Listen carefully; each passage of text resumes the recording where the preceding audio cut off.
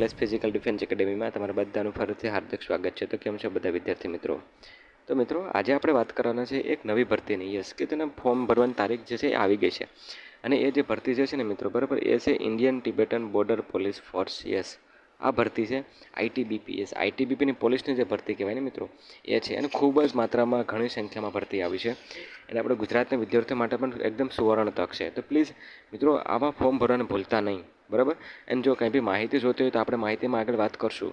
બધી આમાં વાત કરવાના છે. ફિઝિકલની એક્ઝામની કેટલા સ્ટેજમાં એક્ઝામ મતલબ લેવાશે, કેટલા સ્ટેજમાં પરીક્ષા છે, બરાબર, બધી વિગતવાર વાત આપણે આમાં કરવાના છે. અને ખૂબ જ આ એ ભરતી છે કે જે ખરેખર જે ડિપ્લોમા કરી, એન્જિનિયરિંગ કરી, આઈટીમાં કે આઈસીમાં કે આઈટી એમાં તમે કરી અને ભૂલી ગયા હોય અને તમને ખ્યાલ નથી કે ખરેખર હવે આમાં આગળ શું કરવું, તો જો તમે એ કોર્સ કરેલો હશે ને મિત્રો, તમારા માટે આ એકદમ એમ સમજી લો કે બહુ એટલે બેસ્ટમાં બેસ્ટ રહેવાનું છે.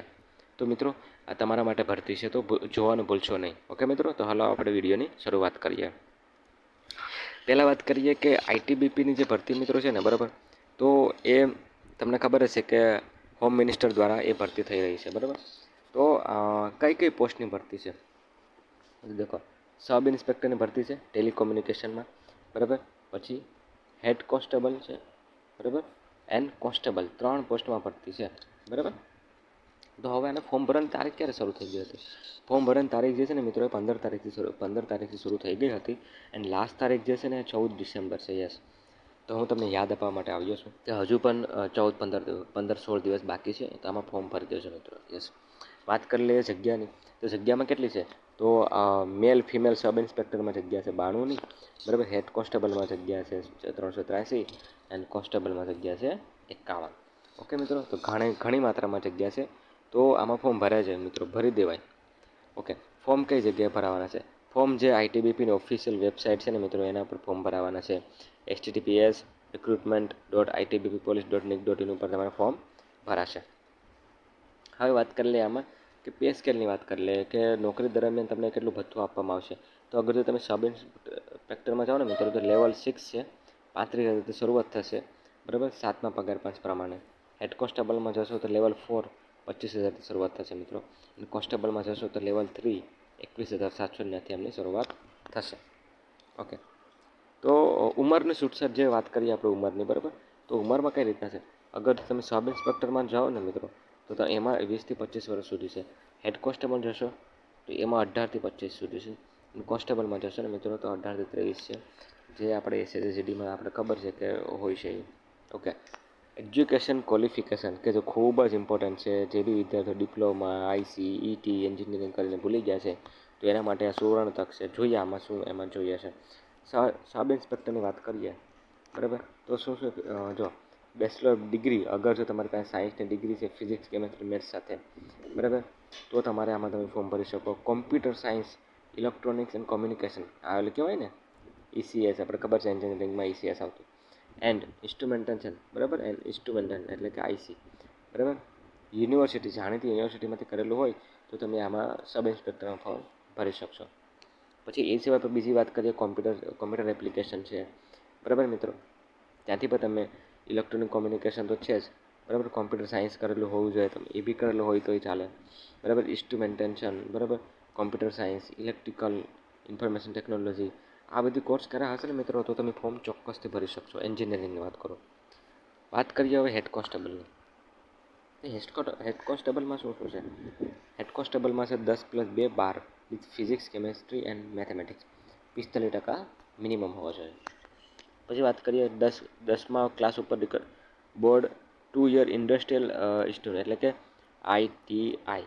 યસ, આ કરેલું હોય છે ને મિત્રો, તો એ પણ તમે આમાં હેડ કોન્સ્ટેબલમાં ફોર્મ ભરી શકશો મિત્રો. યસ, પછી વાત કરું 10 ક્લાસ, આ 10મા ઉપર તમે ડિપ્લોમા કર્યું હોય, 3 વર્ષનો ડિપ્લોમા, બરાબર, electronic communication, instrumentation, computer science, બરાબર, તો એના આધારે પણ તમે આમાં ફોર્મ ભરી શકશો મિત્રો. પછી વાત કરીએ કોન્સ્ટેબલની. તો કોન્સ્ટેબલમાં જે છે મતલબ ખાલી 10મું પાસ જોશે. કેટલું? 10મું પાસ જોશે. એન્ડ ડિપ્લોમા સર્ટિફિકેટ હોય તો બી તમે એમાં ભરી શકો, બરાબર. અગર જો તમે ટેલિકોમ્યુનિકેશનમાં કોઈ બી કોર્સ કર્યો હોય ને મિત્રો, તો તમને એક્સ્ટ્રા માર્ક અહીંયા મળવા પાત્ર થશે, બરાબર. ટેલિકોમ્યુનિકેશન હોવું જોઈએ. તો એક્સ્ટ્રા માર્ક તમને અહીંયા મળશે. એનું કહેવાનો મતલબ એમ છે, બોનસ માર્ક મળશે એના એમ. બરાબર. ઓકે. એજની જે ગણતરી છે ઉંમરની, બરાબર, એજની ગણતરી જે છે ને મિત્રો, બરાબર, એ 14 ડિસેમ્બરથી થશે. યસ, 14 ડિસેમ્બર 2024થી લઈ, બરાબર, ત્યારથી એ જે તારીખ જે છે એ નક્કી થવાની છે મિત્રો. યસ. ઓકે, તો આને જરાક ધ્યાન રાખજો. 14 ડિસેમ્બર સુધી તમારું જે ડેટ જે છે, જે એજ ક્રાઇટેરિયા આપ્યો એનાથી એની શરૂઆત થશે. ઓકે. પછી વાત કરીએ કે એજ રિલેક્સેશન કેટલું મળવાનું છે. તો SC STને 5 વર્ષનું રિલેક્સેશન છે, OBCને 3 વર્ષનું છે, એક સર્વિસમેનવાળાને પણ રિલેક્સેશન આપેલું છે. તમે એકવાર વિડીયો પોસ્ટ કરીને જોઈ લેજો. બરાબર. NCC આ બધી જે, બરાબર, કોમર્શિયલ રાઇટ્સ એ 2002 પહેલાંની જે ગુજરાતના થયા હતા દંગા, એના આધારે વાત કરી છે. બરાબર. ઓકે. કયા ફેઝમાં એક્ઝામ લેવાની છે, મેન વસ્તુ આ છે. બરાબર. તો પહેલાં આવશે PST, ફિઝિકલ સ્ટાન્ડર્ડ ટેસ્ટ. શું છે PSTમાં? તો minimum height for all candidate belong તો STની જે હાઇટ છે ને, એ મતલબ એ મેલ માટે 162, ફિમેલ માટે 150. એ સિવાય બીજું ગોરખાનું ને એ બધી છે, બરાબર, એના માટે આ ક્રાઇટેરિયા છે. 165, 155, 78, 80 સેન્ટીમીટર ચેસ્ટ છે. એન્ડ SI માટે એટલું છે. આ જે પોસ્ટ છે એ SIની છે, હેડ કોન્સ્ટેબલ છે, બરાબર, અને કોન્સ્ટેબલ બંનેનું સરખું છે. પછી ઓલ અધર ટેરિટરી એટલે કે કેટલી હોવી જોઈએ? 170 હાઇટ જો હોવી જોઈએ મિત્રો. 170, અગર જો 170 હાઇટ છે તો ચોક્કસથી તમે આમાં ફોર્મ ભરી શકશો. અને 157 ગર્લ્સ માટે છે તો એ ફોર્મ ભરી શકશે, કેમ કે આ એવરેજ હાઇટ છે. અને આ જે હાઇટ પ્રમાણે આપણે SSCમાં ખબર છે કે આ હાઇટ સાથે ટોલું થતું હોય છે, તો અહીં પણ એ જ વસ્તુ લાગુ પડશે. વેઇટ, વજન જે છે ને મિત્રો, બરાબર, એઝ પર ધ હાઇટ છે, જે એમાં ચોખ્ખું કીધું છે, એઝ પર ધ હાઇટ પર પ્રમાણે વજન છે. બરાબર. પછી આવશે મેડિકલ ટેસ્ટ. મેડિકલ ટેસ્ટમાં જે પોઈન્ટ હોય છે એ નોર્મલી જે વિઝ્યુલાઇઝેશનનો છે, રિફ્લેક્શન છે, કલર વિઝન છે, તો એ જે નોર્મલી પોઈન્ટ છે એ ચેક થશે. ટેટુ, યસ, ટેટુ ન જવું જોઈએ. હા મિત્રો, ટેટુ તો હોવું જ ન જોઈએ. ઓકે. પછી વાત કરીએ, ફિઝિકલ સ્ટાન્ડર્ડ થઈ ગયું. હવે ફિઝિકલ એફિશિયન્સી ટેસ્ટ, ફેઝ 1. હવે અહીંયા ફેઝ 1 શરૂ થાય છે. તો શું હોય છે? સબ ઇન્સ્પેક્ટરમાં મિત્રો પહેલાં 100 મીટર હોય છે, એ તમારે પૂરી કરવાની હોય છે 16 સેકન્ડની અંદર. બરાબર. ફિમેલ માટે હોય છે 18. પછી 1600 હોય છે. 1600 છે 7 મિનિટ 30 સેકન્ડની અંદર, બરાબર, અને 4:45માં 800. બરાબર. તો આ તમે લીધું તો મહિલા માટે 800 છે. હવે વાત કરીએ હેડ કોન્સ્ટેબલની. હેડ કોન્સ્ટેબલમાં 1600 મીટરની રેસ 7 મિનિટ 30 સેકન્ડ, બરાબર, મહિલા માટે 8 મિનિટમાં 4 મિનિટ 45. 11 ફૂટનો લોંગ જમ્પ, બરાબર મિત્રો. 11 ફૂટનો શું છે? 11 ફૂટનો લોંગ જમ્પ છે. 3 ચાન્સ મળીએ તમને. અહીંયા 9 ફૂટનો જ છે, બરાબર. 11 ફૂટ એ નોર્મલ જ કહેવાય મિત્રો. આપણે ફોરેસ્ટવાળાને 15 ફૂટ કરાવીએ છીએ. પછી એ સિવાય બીજી જે વાત કરીએ મિત્રો, બરાબર, તો હાઈ જમ્પ છે 3.5 ફૂટનો. યસ, 3.5 ફૂટનો હાઈ જમ્પ છે. ના, એ 3 ફૂટનો હાઈ જમ્પ છે, બસ, બીજું કંઈ છે નહીં. ઓકે મિત્રો, તો આ હતી PST. બરાબર, કે PSTમાં જે નોર્મલી વસ્તુ હોય છે એ પ્રમાણે હોય છે. ભરતી ખૂબ જ ઇમ્પોર્ટન્ટ છે મિત્રો, એટલે તમારે આમાં એમ કહું કે કોઈ બી રીતે ભૂલ નહીં કરતા, બરાબર, બાકી તમારો પછી વાંક ગણાશે. હવે વાત કરીએ ફેઝ 2, અને એ છે એક્ઝામ. બરાબર. તો શું પૂછવાનું છે એક્ઝામમાં? પહેલાં સબ ઇન્સ્પેક્ટરની વાત કરી નાખીએ. સબ ઇન્સ્પેક્ટરની છે ને મિત્રો, બરાબર, બે પેપર છે. પેપર 1 છે 100 માર્કનું MCQ ગ્રેજ્યુએટ લેવલનું છે, બરાબર. તો એમાં શું પૂછશે? એમાં એ લોકો પૂછશે હિન્દી કાં તો ઇંગ્લિશ, રિઝનિંગ એન્ડ મેથ્સ. કેટલા માર્કનું છે મિત્રો? બરાબર, 100 માર્કનું છે. આ જે પેપર 1 છે, પેપર 1, 2 બે પાસ કરવા કમ્પલસરી છે. પછી પેપર 2, બરાબર, એ પછી 100 માર્ક્સનું છે. એમાં બધું છે, ફિઝિક્સ છે, કેમેસ્ટ્રી છે, મેથ્સ છે, ઇલેક્ટ્રોનિક્સ છે, કોમ્યુનિકેશન છે, બધું એવર ડિટેલ અહીંયા આપેલી છે મિત્રો. તો એકવાર જોઈ લેજો. બરાબર. હેડ કોન્સ્ટેબલ, તો હેડ કોન્સ્ટેબલ શું છે? 10+2 PCM લેવલની છે, બરાબર. એટલે એમાં 10+2 હવે થશે.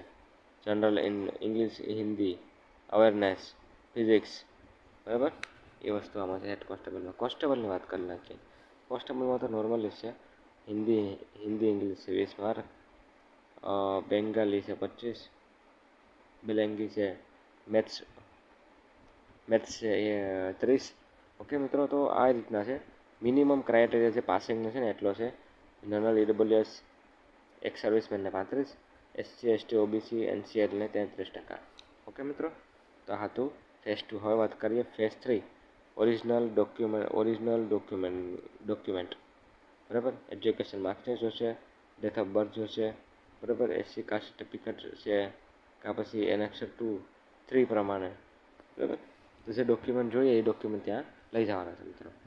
યસ, એનસીસીના મળે એ માર્ક આમાં મેન્શન કરેલું છે, એનસીસીના એટલે માર્ક મળે, બરાબર. એનેક્સર 4. હવે વાત કરીએ ફેઝ 4, બરાબર, અને એમાં છે મેરિટ લિસ્ટ. તો આ હતી ટેલિકોમ કોમ્યુનિકેશનની ભરતી, બરાબર. કે તમને ખરેખર એન્જિનિયરિંગ કરીને તમે ભૂલી જાવ હોય તો તમારા માટે આ બેસ્ટ ઓપોર્ચ્યુનિટી છે. યસ મિત્રો, બેસ્ટમાં બેસ્ટ ઓપોર્ચ્યુનિટી છે. પછી કહેતા નહીં કે કીધું નહીં. ઓકે, તમે નવા હોય તો પ્લીઝ વિડીયોને લાઇક શેર અને સબસ્ક્રાઈબ જરૂરથી કરજો, અને તમારા મિત્રો હોય તો જરૂરથી શેર કરાવડાવજો. આ ભરતી જવા ન દેતા, વહેલી તકે જય. ઓકે મિત્રો, તો આ હતું આઈટીબીપીનું ફોર્મ, બરાબર. હોપ છો કે તમને આમાં સમજાણું હશે. જો સમજાણું હોય તો મિત્રો હવે ફોર્મ ભરવાનું ભૂલતા નહીં, વહેલી તકે ફોર્મ ભરી દેજો, તાકી તમે એસએસસીના વિદ્યાર્થીઓને કંઈ પણ પ્રકારનું નુકસાન થયું છે ને મિત્રો, તો આ એક ભરતી એવી છે કે જે તમને ખરેખર કામ આવીએ, બરાબર. તો હું તો એવું કહીશ તમને કે ભૂલ્યા વગરનું ભરી દેજો મિત્રો, વહેલી તકે. યસ, વહેલી તકે ફોર્મ ભરી દો અને તૈયારીની શરૂઆત કરી દઈએ.